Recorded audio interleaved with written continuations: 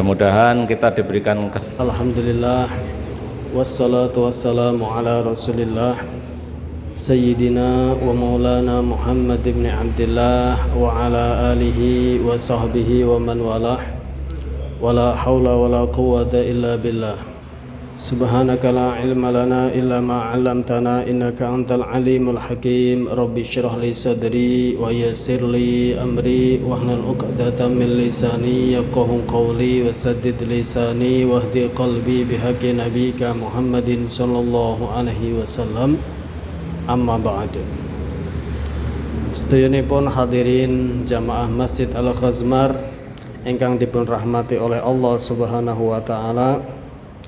Sekaligus tasik momen Syawal kula pribadi ngaturaken sugeng riyadi minal aidin wal faizin, ja'alanallahu wa iyyakum minal aidin wal faizin.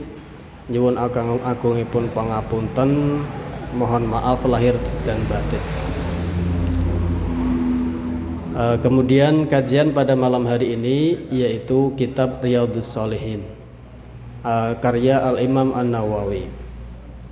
Adapun materi yang akan saya ambil pada pertemuan kesempatan kali ini insyaallah yaitu tentang keutamaan shaf awal dan perintah untuk menyempurnakan shaf awal, meratakan dan merapatkannya. Itu kan ya. Kemarin itu waktu Idul Fitri itu ada sensasi ya kan ya. Ada saudara kita tetapi sholatnya bikin sensasi kan ya. Kita tahu kan itu kan ya. Tidak mengindahkan sunnah-sunnahnya Rasulullah. Sunnahnya Rasulullah sholat itu rapat, ini renggang-renggang ya kan, tanpa ada udzur syar'i. Sunnahnya Rasulullah perempuan itu di belakang, ini ada yang di depan. Nah, saya tidak dalam rangka ingin mengkritisi, akan tetapi dalam rangka ingin menyampaikan kepada masyarakat secara umum sebenarnya sunnah-sunnah yang diajarkan Rasulullah itu seperti apa, sehingga kita abaikan saja masalah itu. Yang penting kita mengikuti sunnahnya Rasulullah di dalam diri kita, lingkungan kita maupun keluarga kita. Itu tujuan di antara tujuannya. Bismillahirrahmanirrahim. Qala al-mu'allifu rahimahullahu ta'ala wa nafa'ana bihi wa bi'ulumihi fid dharain amin. Babu fadli safil awal wal amru bi itmamis sufufil awal wa taswiyatuha wa tarasi fiha. Bab ini menerangkan keutamaan shaf pertama dan perintah untuk menyempurnakan shaf, meratakan dan merapatkan shaf. Itu ya. Ini babnya adalah bab tersebut. Hadis yang pertama, an Jabir ibni Samurah radhiyallahu anhuma qala kharaja alaina Rasulullah sallallahu alaihi wasallam faqala ala tasuffuna kama tasufful malaikatu 'inda rabbiha faqulna ya Rasulullah wa kaifa tasufful malaikatu 'inda rabbiha qala yutimmuna as-sufufal awwal wa yatarassuna fis-saff. Rawahu Muslim. Hadis yang pertama, Imam Nawawi mengangkat sebuah hadis dari sahabat Jabir bin Samurah radhiyallahu anhu.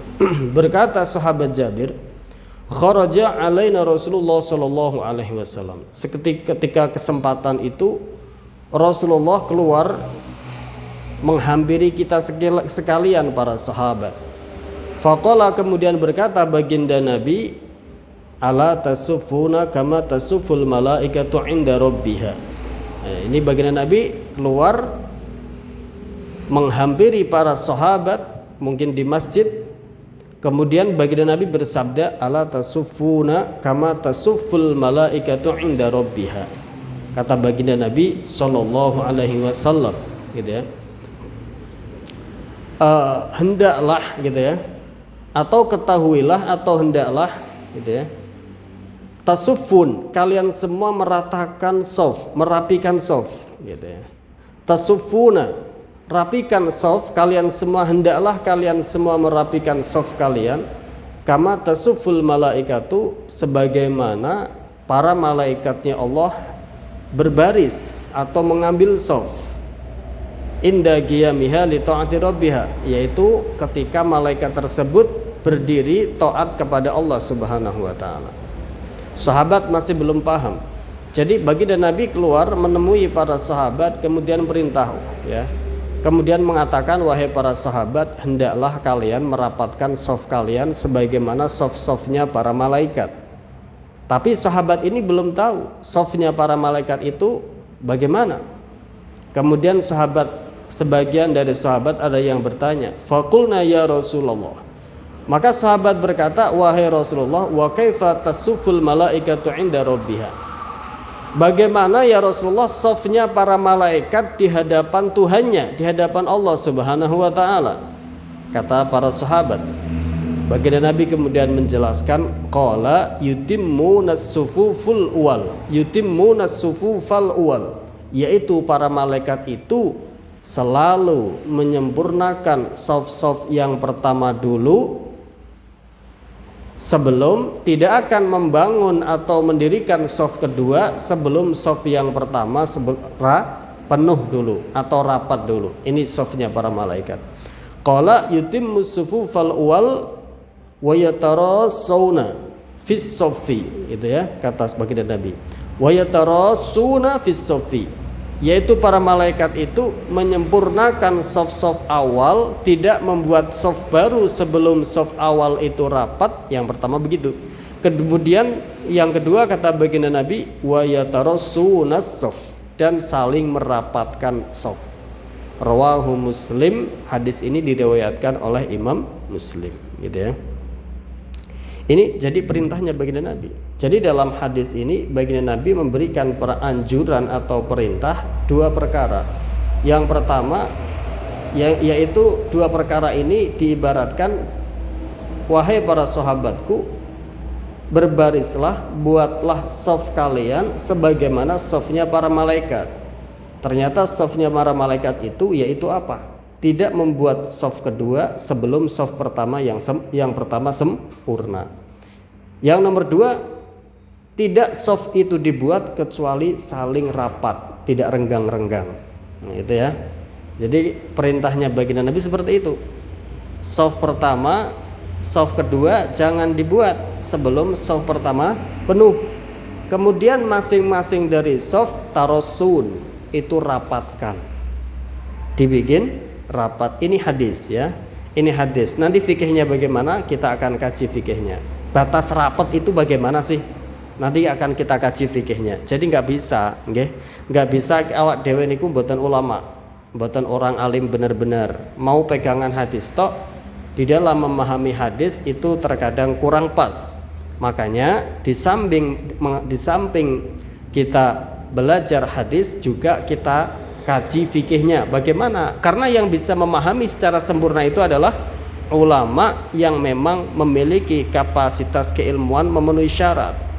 Jadi tahu hadis ini juga tahu hadis ini juga tahu hadis ini, digabungkan semuanya.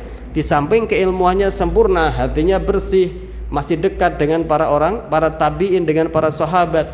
Sehari-harinya mereka benar-benar mengikuti apa yang dilakukan oleh Rasulullah Shallallahu Alaihi Wasallam. Gitu ya. Jadi di dalam hadis yang pertama ini baginda Nabi menganjurkan kita itu shaf yang kita lakukan di dalam sholat kita itu laksana shafnya para malaikat. Shafnya para malaikat yaitu dirapatkan yang pertama, tidak membuat yang kedua kecuali setelah penuh yang pertama, dan tidak membuat shaf kecuali rapat.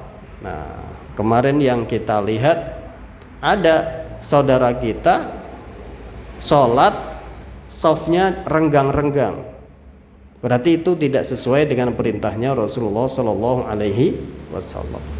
Kalau Rasulullah ada pada zaman itu pasti akan ditegur oleh Rasulullah, dan tidak ada salah seorang pun dari sahabat yang berani melakukan itu sampai direnggang-renggangkan tanpa ada udzur, ya kan?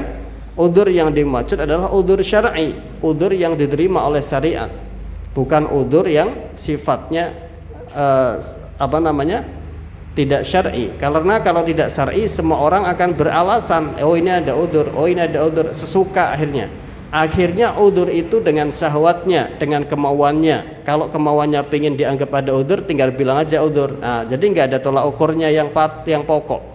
Tapi kalau ulama mengatakan udzur ya udzur yang syar'i, jadi ada standarisasinya daripada ulama.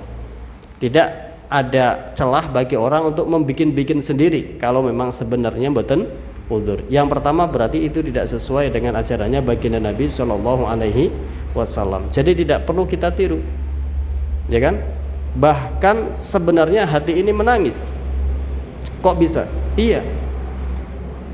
Andai pada kejadian itu terjadi pada zaman Rasulullah, maka kalau dia masuk kategori orang Islam tapi berani melakukan membedai perintahnya Rasulullah, kira-kira ini masuk kategori yang apa?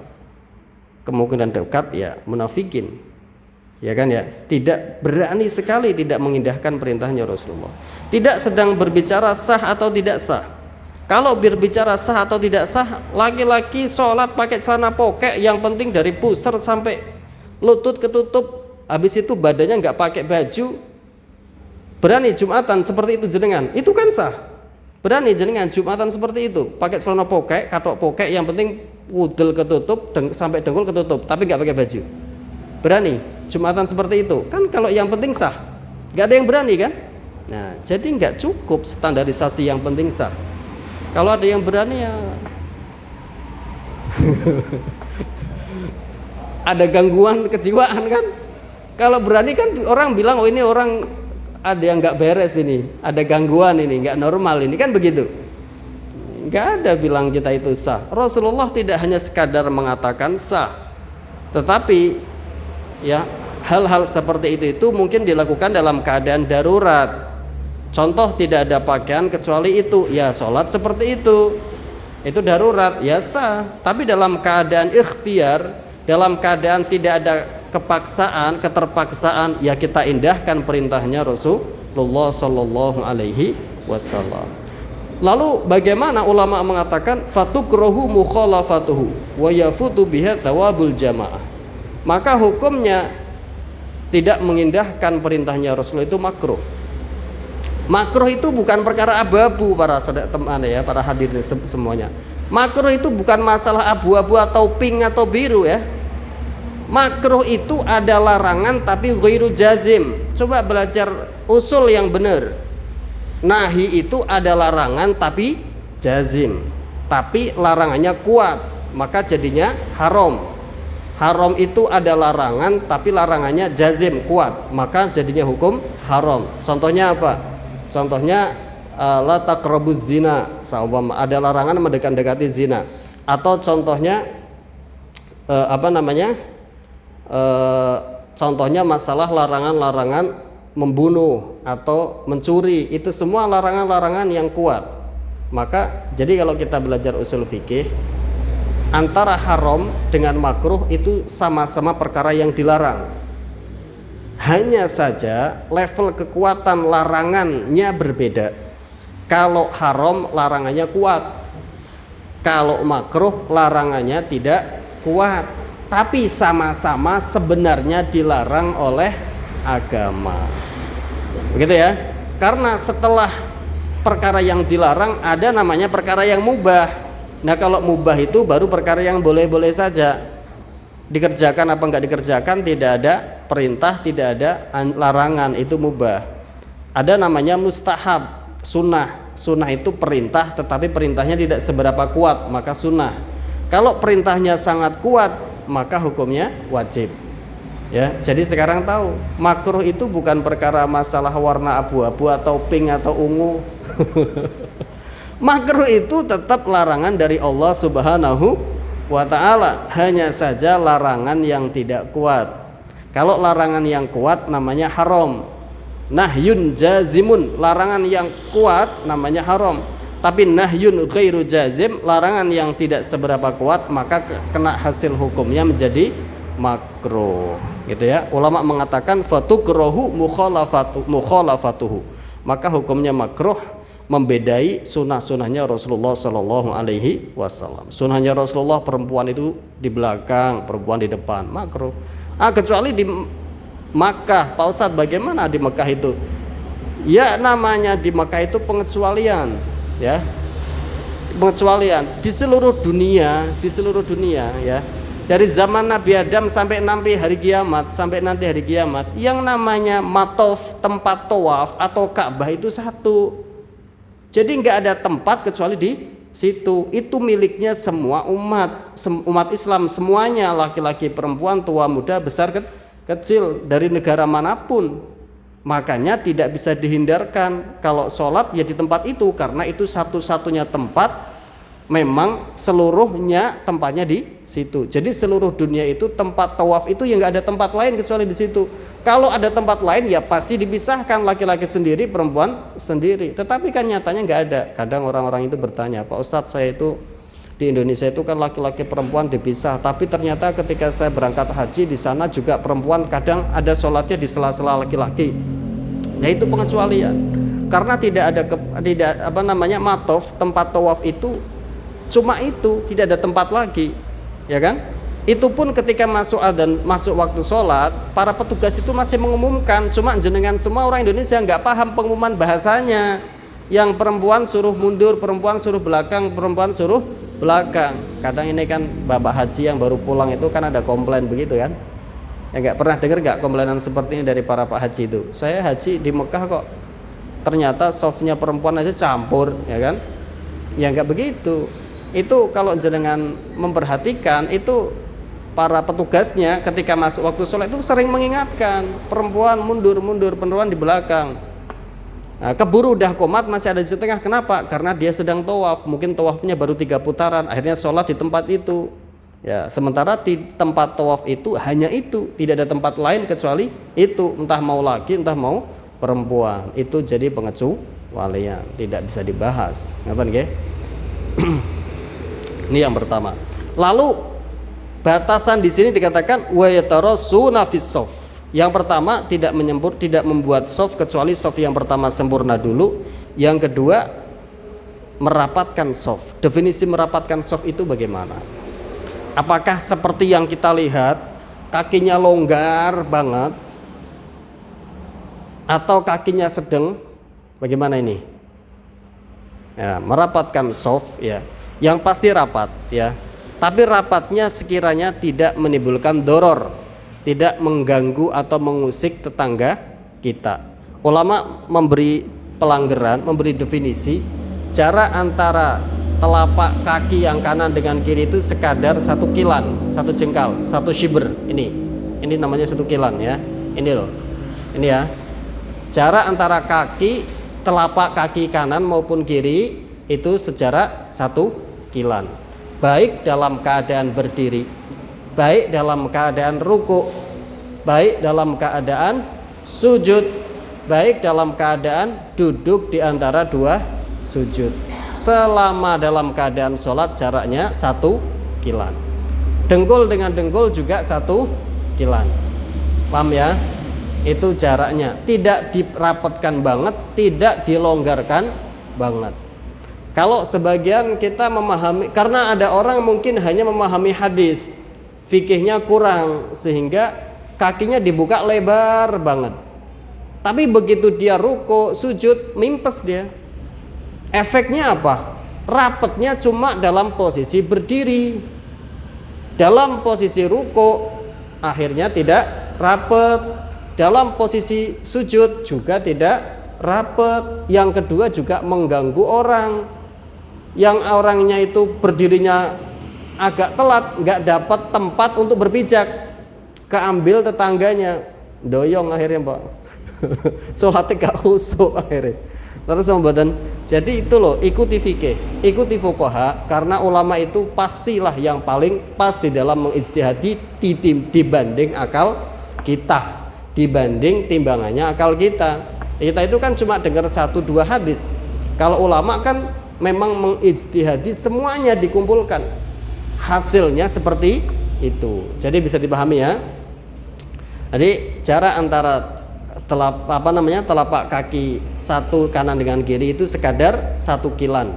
Begitu juga lutut dengan lutut itu sekadar 1 kilan. Baik dalam posisi berdiri, ruku, sujud maupun duduk di antara 2 sujud maupun dalam posisi tahiyat. Segitu terus. Jadi dengan demikian itu nantilah akan tercipta soft rapet tapi nyaman.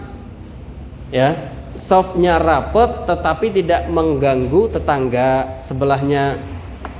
Juga soft rapet sepanjang sholat, tidak ketika berdiri tok, dalam rukuk pun rapet, gitu ya. Itu ulama memberikan gambaran seperti itu. Hadis yang selanjutnya, an Abi Hurairah radhiyallahu anhu, anna Rasulullah sallallahu alaihi wasallam qala, "Law ya'lamun nas ma fin nida was saffil awwal, thumma lam yajidu illa ayyastahimu alaihi lastahamu." Muttafaqun alaih. Hadis yang kedua ini hadis yang muttafaqun alaih, yang sahih diriwayatkan oleh Sahih Bukhari maupun Sahih Muslim, yaitu hadis dari sahabat Abi Hurairah radhiyallahu anhu.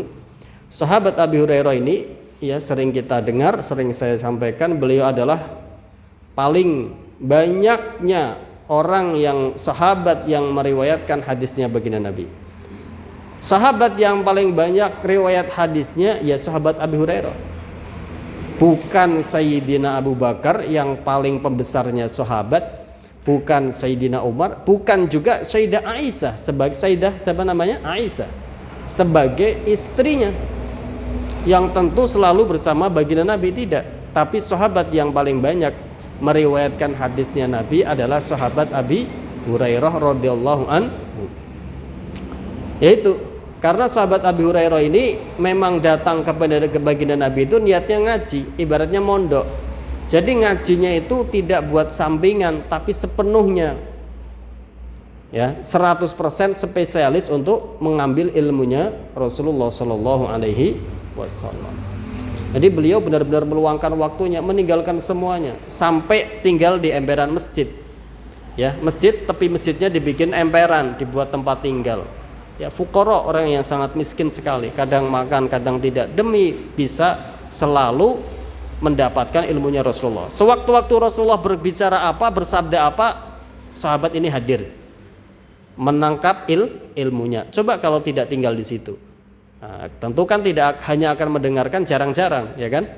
Tapi paling utamanya sahabat tetap Sayyidina Abu Bakar, Sayyidina Umar, Sayyidina Utsman, Sayyidina Ali, ya, bukan Sayyidina Abu Hurairah. Jadi masing-masing punya kelebihan sendiri-sendiri. Cuma sahabat, di antara kelebihannya sahabat Abu Hurairah adalah sahabat yang paling banyak meriwayatkan hadis. Padahal menimba hadis baginda Nabi tidak lama, ya, sekitar 5 tahun nyantri sama baginda Nabi. Masih banyak yang nyantrinya lebih lama dari baginda Nabi, tetapi izinnya Allah diberi keutamaan seperti itu, ya. Itu sahabat Abi Hurairah. Apa kata hadis tersebut? An Abi Hurairah radhiyallahu anhu, anna Rasulullah sallallahu alaihi wasallam qala, "Law ya'lamun nas ma fin nida was saffil awwal, thumma lam yajidu illa ayyastahimu alaihi lastahamu." Berkata baginda Nabi, "Law ya'lamun nas", andaikan orang-orang itu mengetahui, ma fin nida, akan keutamaan-keutamaan, keistimewaan-keistimewaan yang Allah siapkan di dalam azan, was-saffil awal, dan di dalam saf awal. Jadi azan itu keistimewaannya luar biasa, ya, orang yang azan itu loh, itu keutamaannya luar biasa, Pak. Was-saffil awal, dan orang yang ada di saf awal itu juga keutamaannya luar biasa. Kata baginda Nabi, andai orang itu tahu, faham keutamaan yang akan Allah berikan bagi orang yang melakukan azan, bagi orang yang berada sholatnya di saf awal, apa kata baginda Nabi? Tsumma lam yajidu illa ayyastahimu alaihi lastahamu. Kemudian mereka tidak bisa mendapatkannya kecuali harus diundi, maka mereka akan mengundinya. Satu kampung itu kan paling masjid 1, musola 10, penduduknya 3.000. Jadi paling musola 10, masjid 1 butuh imam 11, butuh muadzin 11. Habis itu selainnya tidak kejatah adzan, tidak kejatah imam. Saf awal katakanlah paling mentok diisi 1.000 orang dari 10 masjid. Jadi yang 2.000 tidak dapat saf awal, ya kan? Kata baginda Nabi, andaikan orang-orang itu tahu akan keistimewaan yang Allah berikan kepada orang yang adzan, kepada orang yang sholat di saf pertama, kemudian mereka tidak akan mendapatkannya kecuali harus melakukan pengundian, maka sungguh lastahamu, mereka akan mengundinya.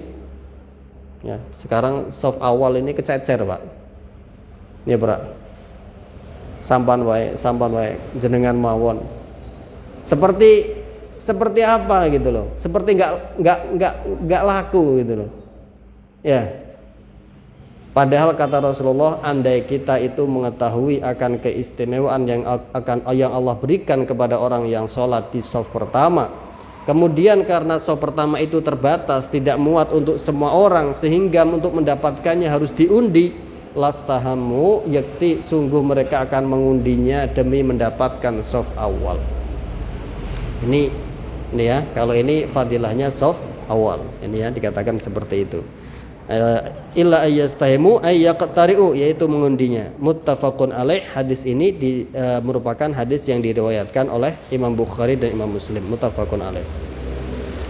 Wa anhu radhiyallahu anhu qala Rasulullah sallallahu alaihi wasallam. Hadis yang selanjutnya sama, yaitu diriwayatkan dari sahabat Abi Hurairah radhiyallahu anhu qala, berkata sahabat Abi Hurairah, qala Rasulullah sallallahu alaihi wasallam, khairu sufufur rijal awwaluha wa syarruha akhiruha wa khairu sufufun nisa akhiruha wa syarruha awwaluha, rawahu Muslim. Ini hadis ini dikeluarkan oleh Imam Muslim ya. Nomor hadis 440. Apa kata sahabat Abu Hurairah? Wa anhu radhiyallahu anhu qala, berkata qala Rasulullah sallallahu alaihi wasallam, bersabda baginda Nabi, khairu sufufur rijal, sebaik-baik safnya laki-laki itu awwaluha, yang paling awal. Ini konsepnya masjid atau mushola yang ada laki-lakinya, yang ada perempuannya. Kalau semuanya perempuan, tetap paling utamanya safnya perempuannya yang paling awal. Mafhum belum ini ya? Jadi ini gambarannya, ini masjid campur ya, masjid jami' ya. Jamaahnya campur, ada laki ada perempuan. Maka seperti ini keutamaannya. Khairu sufufir rijal, sebaik-baik safnya laki-laki itu awwaluha, yang paling awal. Wa syarruha akhiruha, dan seburuk-buruk safnya laki-laki itu akhiruha adalah yang paling belakang. Ya. Ini hadis baginda Nabi. Jadi safnya laki-laki itu, kata baginda Nabi, khairu sufufir rijal awwaluha. Gitu ya.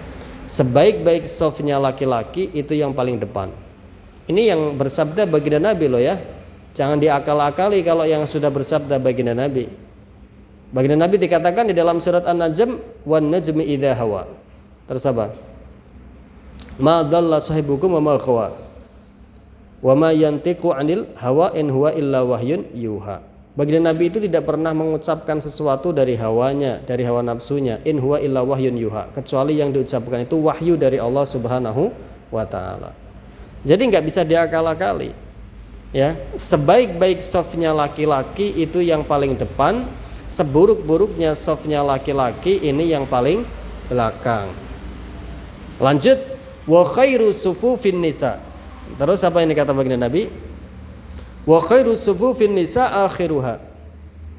Sebaik-baik safnya nisa, perempuan, itu yang paling akhir. Ini saya jelaskan lagi, ini sedang membahas bila sebuah masjid tersebut jamaahnya adalah laki-laki dan perempuan. Adapun bila musholanya adalah semua jamaahnya perempuan, ya paling utamanya safnya perempuan sekalipun tetap yang paling awal ya. Ini sedang membahas bila di situ ada jamaah laki-laki, ada jamaah perempuan gitu ya. Wa khairu sufufin nisa akhiruha. Sebaik-baik safnya perempuan adalah yang paling akhir, li bu'dihi anir rijal, karena paling jauh dari laki-laki. Karena saf yang paling belakang itu paling jauh dari laki-laki. Gitu ya. Ini bukan masalah perempuan najis atau enggak najis, bukan masalah perempuan tidak dimuliakan atau tidak dimuliakan. Justru dengan seperti inilah ada memuliakan perempuan. Perempuan tertutup, kehormatannya terjaga, tidak ada yang memandangnya kecuali yang suaminya yang halal. Itu berarti perempuan dimuliakan di dunia juga di akhirat. Ya, enggak ada masalah sangkut paut persamaan gender dan lain-lain, enggak ada. Bukan berarti kalau di belakang kan nggak setara, mboten ya. Ya, kalau mau persamaan gender, perempuan ada bonusnya nggak puasa, laki-laki kan nggak ada, nggih. Ya, laki-laki puasa sebulan penuh, perempuan kan ada bonusnya itu. Ya tetap nggak bisa. Artinya apa namanya? Allah menciptakan laki-laki dengan perempuan itu ada fitrahnya masing-masing, gitu ya. Ada garis-garisnya masing-masing. Maka yang paling baik itu ya ikutilah ajaran Allah dan Rasulullah yang tahu kebaikan di dunia dan kebaikan di akhirat. Tidak hanya seperti akal kita yang tidak seberapa pengetahuannya, hanya mengetahui baik menurut versinya kita. Kadang kan baik menurut kita itu belum tentu itu baik sebenarnya di dalam realnya, faktanya kan belum tentu, ya kan. Kalau Allah Subhanahu wa taala sudah jelas tahu benar-benar mana yang terbaik, makanya aturannya tidak bisa diremehkan. Wa khairu sufufin nisa akhiruha, sebaik-baik safnya perempuan yang paling akhir. Wa syarruha awwaluha, dan seburuk-buruknya adalah yang paling awal. Kenapa yang paling awal itu buruk? Liqurbihi minar rijal, karena dekat kepada laki-laki, al muaddi ilal fitnah bihim, yang akan mendatangkan kepada fitnah. Wal khair wasyarr fi safain amrun nisbiyun bi'dibari kathrati thawab wa qillatihi. Gitu ya.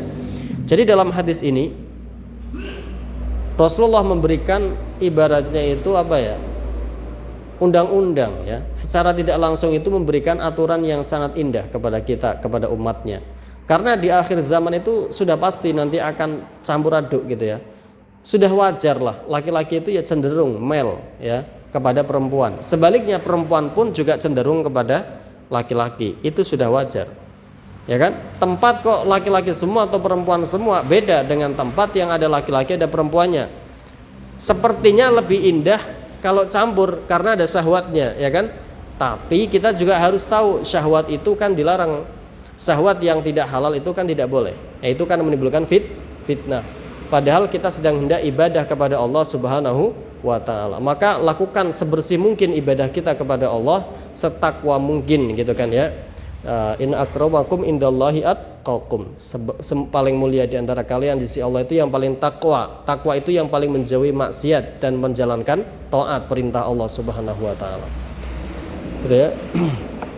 Jadi dalam hadis ini, hadis yang diriwayatkan oleh sahabat Abu Hurairah yang disebutkan oleh Imam Muslim ini menerangkan bahwasanya sebaik-baik safnya laki-laki itu yang paling depan dan seburuk-buruknya saf laki-laki itu yang paling belakang.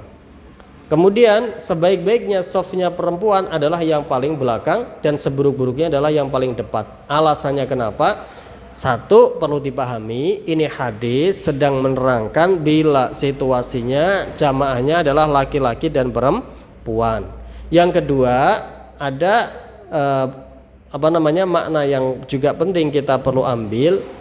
Alasan kenapa safnya laki-laki yang paling belakang yang paling buruk karena dekat dengan safnya perempuan. Ketika dekat dengan safnya perempuan, maka dikhawatirkan hatinya kurang khusyuk karena terganggu ada perempuan, gitu kan.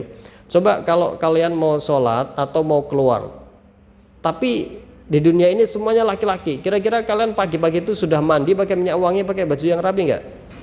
Belum tentu, ya kan? Cuma karena di jalan mungkin ketemu cewek, di sana ketemu ini, di sini ketemu, akhirnya kan kita merasa malu nggak mandi, kita merasa malu bau, kita merasa, ya kan? Kenapa itu seperti itu? Karena kan ada daya tarik kan, itu kan yang akan menimbulkan bibit-bibit fitnah kalau tidak pada tempatnya. Gitu ya. Wa khairu sufufin nisa akhiruha, sebaik-baik safnya perempuan adalah yang paling akhir karena paling jauh dari laki-laki. Wa syarruha awwaluha, dan yang paling buruk adalah yang awal karena paling dekat dengan laki-laki. Jadi ketika ada dekat dengan laki-laki itu, maka di dalam hadis ini dihukumi paling buruk. Di hadis ini diantaranya memberikan makna di mana saf laki-laki dan perempuan itu dekat, maka itu adalah seburuk-buruk saf, ya kan? Terus ada kemakna seperti itu dari hadis ini. Di mana saf laki-laki kok dekat dengan perempuan, maka itu adalah seburuk-buruk saf. Makanya dikatakan sebaik-baiknya yang paling depan bagi laki-laki, seburuk-buruknya paling belakang bagi perempuan. Tapi bagi perempuan, bagi laki-laki seburuk-buruknya paling belakang. Tapi bagi perempuan yang paling depan malah buruk, yang paling belakang malah paling baik karena yang paling jauh dengan laki-laki. Nah, kemarin yang ramai diperbincangkan itu di depan ada perempuannya, sudah renggang-renggang, kemudian di depan ada perempuannya. Nah, ini kan tidak sesuai dengan tuntunan baginda Nabi Shallallahu Alaihi Wasallam. Kita sedang tidak berbicara sah atau tidak sah. Ya, kalau masalah sah atau sah ya tadi saya contohkan, coba jenengan berani nggak sholat Jumat di soft depan nganggone katok pokek tok, gak pakai baju. Itu kan tetap sah. Orang auratnya ketutup, auratnya laki-laki dari mana? Pusar sampai lutut kan? Iya. Apalagi kalian mau berani ngikut madhabnya Imam Ahmad atau Imam Malik. Auratnya laki-laki itu kemaluan tok. Jadi berani nggak kalian sholat pakai itu tok di soft depan? Kan nggak ada yang berani kan? Ya tapi itu sah loh menurut mereka. Ya, sedang tidak berbicara masalah sah atau tidak sah. Kita sedang berbicara kesempurnaan sholat, ya kan? Kalau tidak ada udzur, kenapa bikin hal semacam itu? Kalau ada udzur tidak apa-apa. Kalau ada udzur, kalau tidak ada udzur, ikutilah sunnah-sunnahnya Rasulullah Shallallahu Alaihi Wasallam. Rasulullah mengatakan sebaik-baik rapatkan shaf, kita merenggangkan shaf. Kok berani banget gitu loh bangkang sama Rasulullah secara sengaja tanpa ada darurat? Ya kan? Kita kan nggak ada untung apa-apa gitu loh. Walau kita dapat uang, kalau kita kadang sholat tidak di awal waktu karena kita sedang ngejar kerjaan, itu kan masih ada untungnya lah duit, ya kan? Ada target untung duniawi. Tapi ini kan nggak ada keuntungan apa-apa. Kenapa memilih yang buruk gitu loh? Kalau ada yang terbaik, kenapa ngambil yang buruk tanpa ada darurat, tanpa ada keuntungan apa-apa gitu loh? Ini kan mengikuti hawa nafsu kan ya, tidak mengindahkan perintahnya Rasulullah Sallallahu Alaihi Wasallam. Cara zamannya Rasulullah ini santri sing geleleng lah gitu. Ini geleleng ini deh loh, entek-entekan ini cara mono ge, kuanen. Ini hadis yang ini.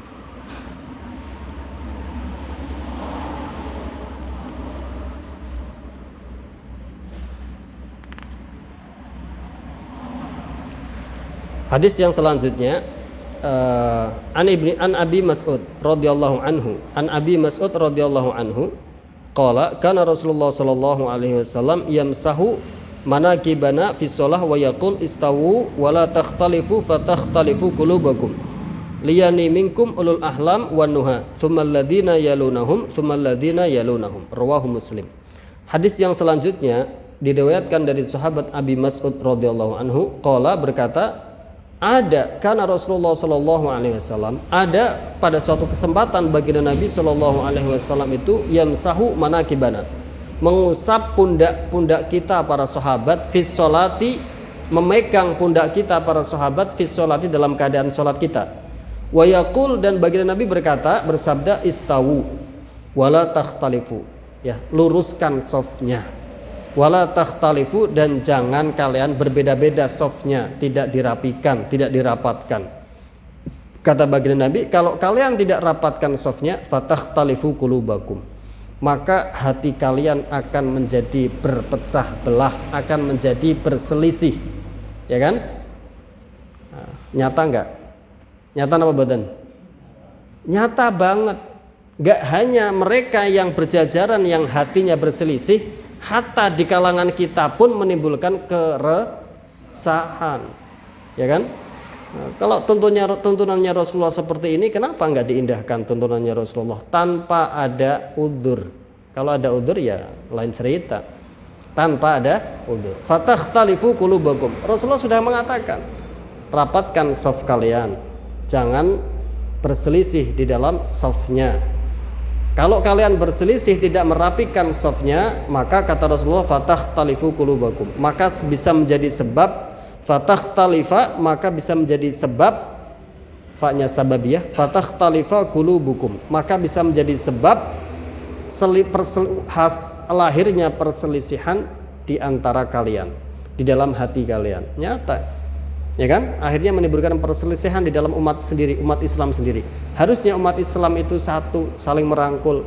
Gara-gara ada yang bikin seperti itu, akhirnya bikin selisih sana sini. ya kan?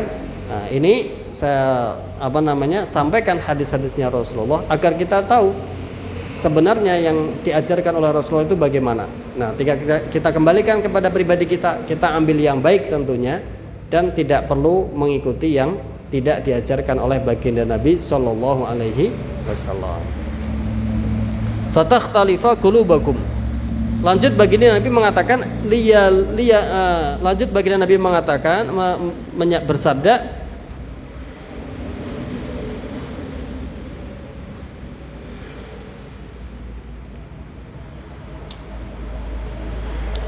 An Abi Mas'ud radhiyallahu anhu qala kana Rasulullah sallallahu alaihi wasallam yamsahu manakibha fi shalah wa yaqul istawu wa la takhtalifu fatakhtalifu qulubakum liyaliyani minkum ulul ahlami wan nuha thumma alladhina yalunahum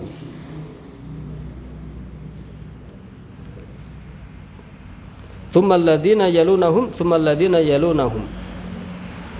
Rapatkan shaf kalian, jangan kalian tidak merapatkan shaf, maka bisa menjadi sebabnya berselisih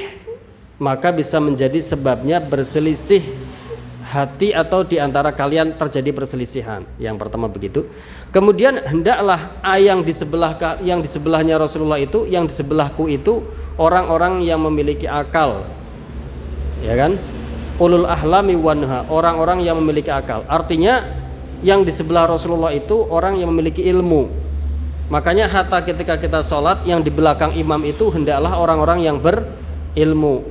Harapannya ketika imam itu salah bisa mengingatkan.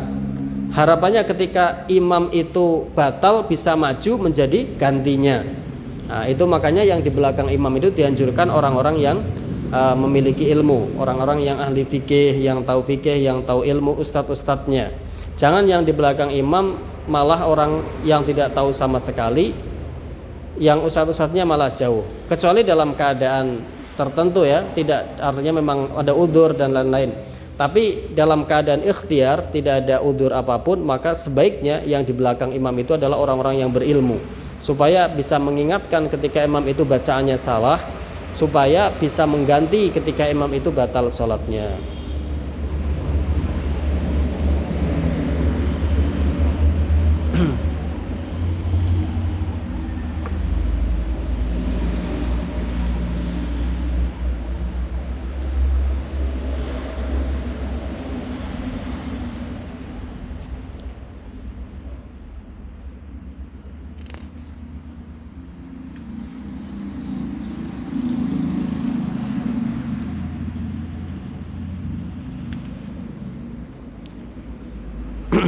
Hadis yang selanjutnya, wa an Anas radhiyallahu anhu anna Rasulullah sallallahu alaihi wasallam qala russu sufufakum wa qaribu bainaha wa hadhu bil a'naq fa walladhi nafsi bi yadihi inni la ara syayatin tadkhulu min khilalis saf ka'annaha al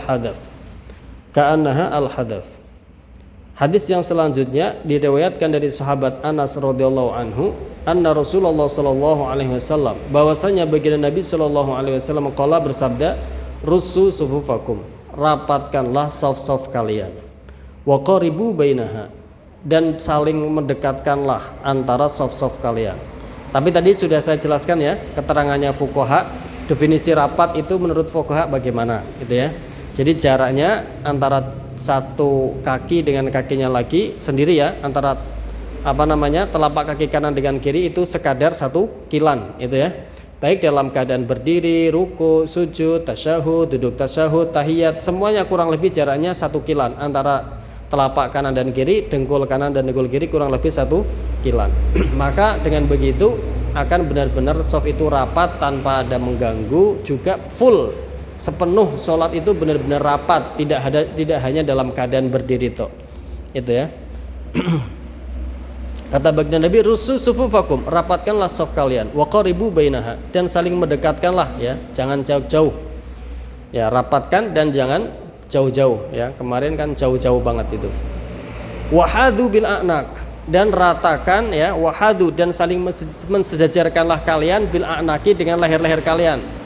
Ya. Jadi diusahakan shaf itu rata, rapat ya, sejajar ya, wahadu, dan sejajarkanlah bil anaqi, dengan leher kalian. Jadi tidak ada yang maju mundur, tapi rapat. gitu ya, tapi sejajar. Wahadu bil a'naq, dan sejajarkanlah dengan leher kalian.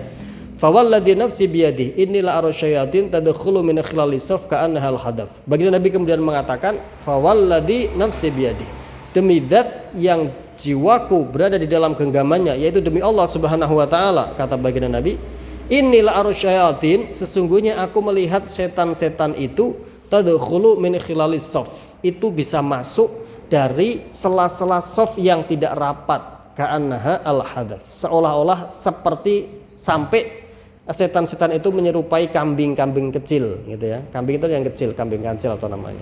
Nah, itu ya. Jadi Rasulullah mengatakan kemudian hadisun sahih rawahu Abu Dawud bi isnadin ala syarti muslimin. Hadis ini merupakan hadis yang sahih. Dalam hadis ini Rasulullah mengatakan, rapatkan shaf kalian, dekatkanlah dan sejajarkanlah. Kemudian Rasulullah mengatakan, demi Allah, demi zat yang di jiwaku berada di dalam genggamannya, sungguh aku melihat setan-setan itu masuk melalui sela-sela shaf yang tidak rapat, yaitu apa? Mengganggu sholatnya, memberikan bisikan-bisikan kepada orang-orang yang sholat sekiranya tidak khusyuk. Madzhab Imam Syafi'i khusyuk itu tidak syarat, tidak rukun, tetapi sebagian ulama ada yang mengatakan khusyuk itu rukun. Nah, kan berat sekali, ya kan? Minimal sholat kita itu ada bagian yang khusyuknya. Kalau ada yang tidak, kalau full dari awal sampai akhir melayang tok, nggak ada khusyuknya, hatta 5 menit, hatta 1 menit, hatta Fatihahnya, hatta sujudnya, ini nggak ada kualitasnya, Pak. Harus ada khusyuknya walaupun tidak full. Sholat itu harus ada khusyuknya walaupun tidak full, gitu ya. Walaupun definisi khusyuk sudah pernah saya sampaikan macam-macam, beragam daripada fuqaha. Cuma dari hadis ini Rasulullah mengatakan betapa perintah yang sangat kuat shaf itu supaya rapat, sehingga ketika tidak rapat itu Rasulullah melihat ada setan-setan itu bisa masuk dari sela-sela shaf yang tidak rapat, kemudian mengganggu, memberikan bisikan-bisikan yang tidak baik kepada orang-orang yang sholat.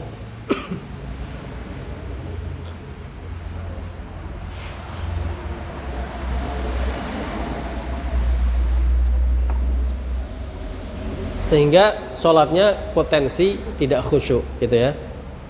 Jadi itu perintahnya Rasulullah SAW. Mudah-mudahan kita yang hadir sekalian, ya semuanya ini bisa menjalankan apa yang menjadi arahan daripada baginda Nabi Shallallahu Alaihi Wasallam, tidak dikelah-kelah, tidak diapapun, tidak dikemanakan, tidak dibagaimanakan. Itu adalah perintahnya Rasulullah Shallallahu Alaihi Wasallam.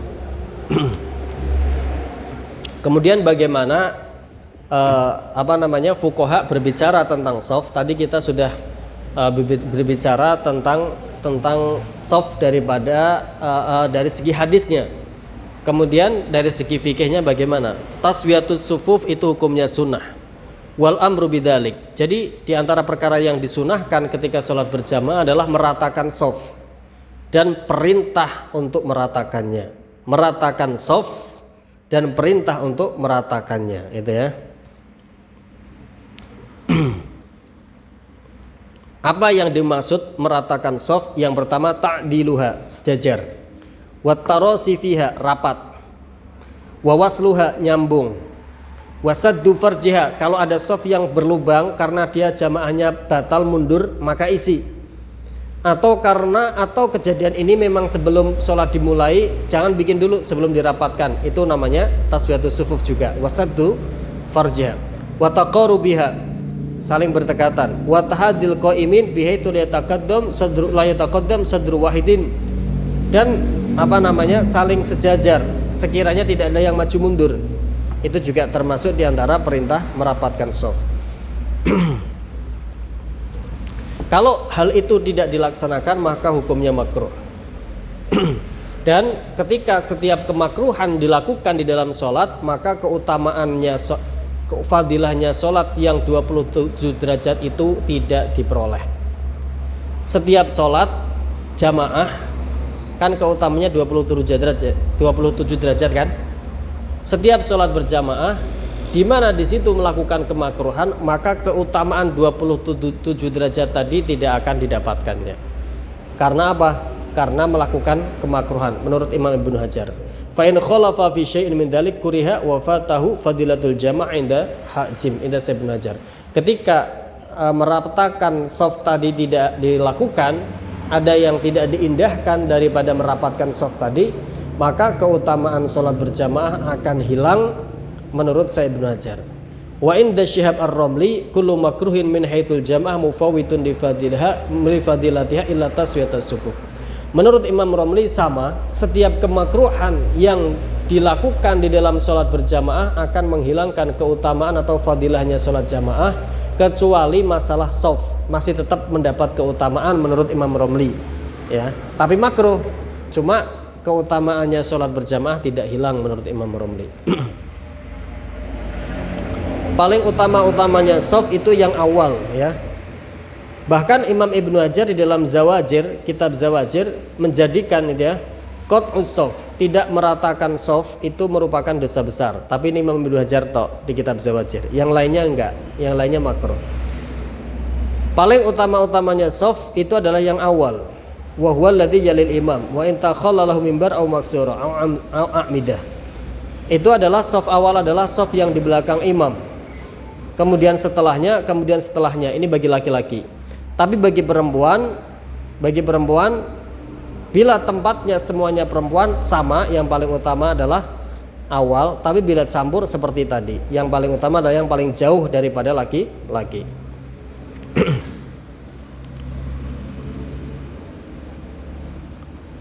Nah, ini bagaimana ulama memberikan aturan di dalam shaf apabila ada satu orang imam, kemudian datang satu orang makmum, maka berdiri satu shaf. Cuma wayundabu takhallufuhu anhu qalilan, tapi mundur sedikit. Jadi nggak jauh ya. Sunahnya itu kalau dua orang imam dan makmum tok, fikih kita Syafi'iyah itu mengatakan mengatakan apa? Fa in sawahu kuriha wayundabu takhallufuhu anhu qalilan. Jadi mundurnya cuma sedikit di belakang imam, tidak mundur jauh banget itu ndak. Kalau dua orang mundurnya cuma sedikit, tidak jauh banget enggak, hampir dikatakan satu shaf. Ya. Ini tripod ini, yang hitam kan depan ya. Yang merah di belakangnya sedikit. Itu gambarannya kalau dua orang. Jadi enggak mundur banget mboten. Itu fikih madzhab kita. Wa yundabu takhallufuhu anhu qalilan.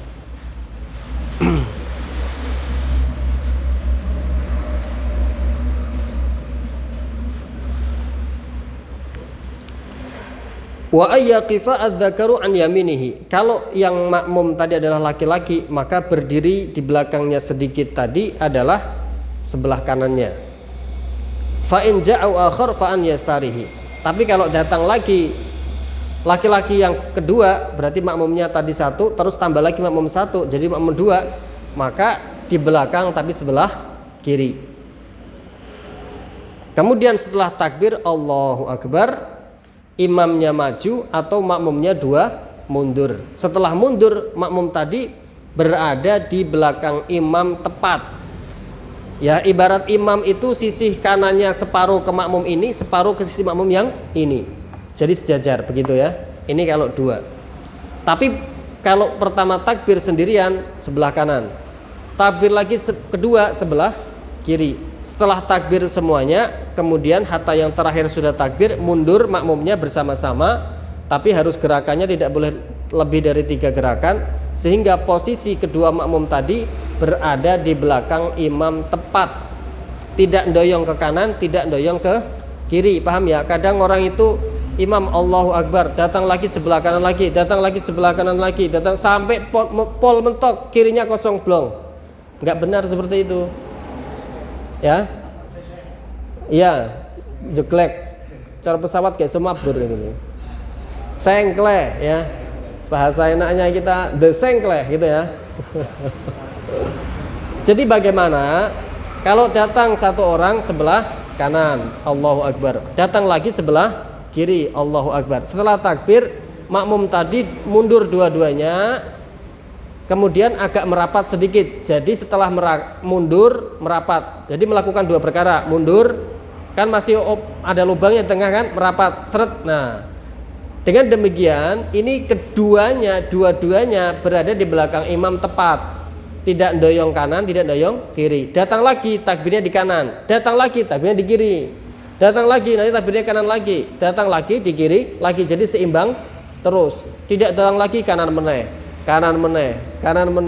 kiwane kosong. The Sengkleh nanti judulnya, ya kan?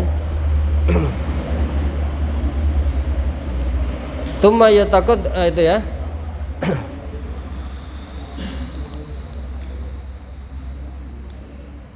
Dan kalau makmumnya adalah laki-laki, maka berdiri di belakang imam. Urutan selanjutnya setelah makmum laki-laki yang dewasa adalah makmum laki-laki yang anak-anak. Kecuali kalau makmum laki anak-anak tadi datang lebih dulu. Kemudian di belakangnya lagi makmum yang khunsa. Khunsa itu tidak laki, tidak perempuan. Perempuan jadi-jadian. Enggak juga. Ini memang benar dari gawan lahirnya itu tidak laki, tidak perempuan. Punya dua alat kelamin, dua-duanya fungsi. Ini namanya khunsa. Bukan orang kalau laki-laki bisa bawa cangkul, kalau malam dandan, bukan. Itu namanya kalau malam Susanti, kalau siang Susanto, itu bukan. Ini benar-benar memang dari lahirnya dia punya dua alat yang dua-duanya fungsi. Ini namanya khunsa muskil, ya. Wandu yang meragukan. Sholatnya urut-urutannya softnya bagaimana? Imam, soft belakangnya laki-laki dewasa, soft belakangnya laki-laki anak-anak. Kecuali laki-laki anak tadi datangnya lebih dulu, maka biarin, nggak dibelakangkan. Belakangnya lagi siapa? Khunsa tadi, ya. Orang perempuan yang dua alat yang memang dari lahirnya punya dua alat yang berfungsi. Itu setelah mana softnya? Paling akhir setelah laki-laki dewasa, laki-laki anak-anak, kemudian khunsa tadi. Setelah itu baru perempuan. Jadi perempuan paling belakang, nggak ada aturannya Rasulullah, aturannya ulama perempuan di depan itu nggak ada. Ngerti nggih?